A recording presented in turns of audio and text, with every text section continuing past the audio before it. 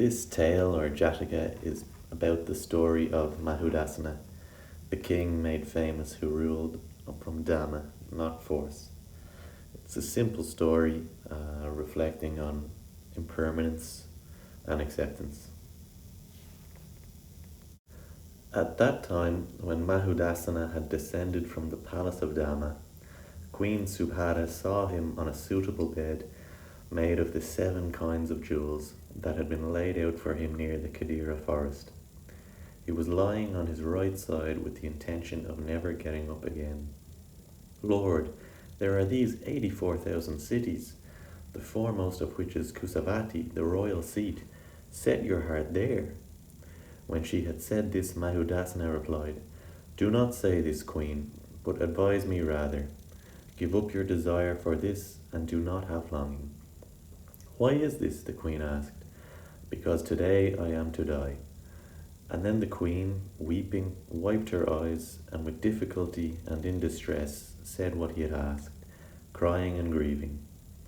And the other 84,000 wives cried and grieved, and not one amongst the ministers and the rest could endure it, and so they all wept too. The Bodhisattva, restraining everyone, said, Enough to be sure, do not make this noise. Addressing the queen, he said, Do not you cry and grieve, O queen. Even something as little as the fruit of a sesame tree is compounded and not permanent.